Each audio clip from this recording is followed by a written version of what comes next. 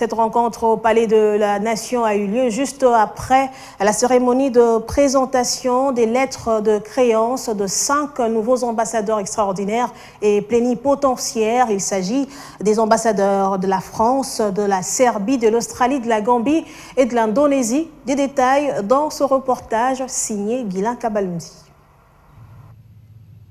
Au Palais de la Nation, c'est jeudi, 5 ambassadeurs extraordinaires et plénipotentiaires ont frappé les portillons pour présenter leurs lettres de créance. La cérémonie s'est déroulée dans la plus grande solennité.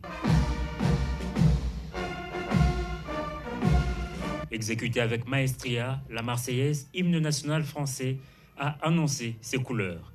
Un nouvel ambassadeur de la République française prend ses fonctions en RDC.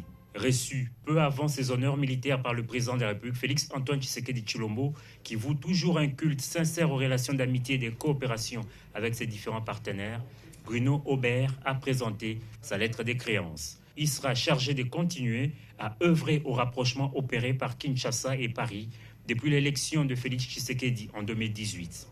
Titulaire d'une maîtrise en sciences sociales de la Sorbonne Nouvelle, cet ambassadeur succède à François Pujolas, en poste depuis 2018. La Serbie n'est pas en reste. Elle sera désormais représentée en RDC par Miroljub Jeftic.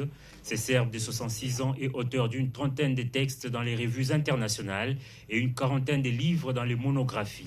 Un bagage nécessaire pour œuvrer à l'excellence des relations entre la RDC et la Serbie. Ces milieux est apparu certainement étranger pour l'ambassadeur Bront Moules, qui a eu une résidence à Harare, au Zimbabwe. Cette dame diplomate de carrière devient officiellement ambassadeur d'Australie. De bons rapports, la République démocratique du Congo, les entretiens aussi avec la Gambie. La présentation des lettres de créance a donné l'occasion à Mahamadou Moussa, ambassadeur de la Gambie avec résidence à Abuja au Nigeria, paré de ses vêtements traditionnels, de s'entretenir avec le chef de l'État sur les liens d'amitié et de coopération. Le cérémonial protocolaire a été enfin déroulé à Mohamed Eri, ambassadeur avec résidence à Nairobi au Kenya. Autrefois ministre des Affaires étrangères, son premier contact avec le chef de l'État lui a permis de fixer l'horizon de la coopération entre l'Indonésie et la République démocratique du Congo.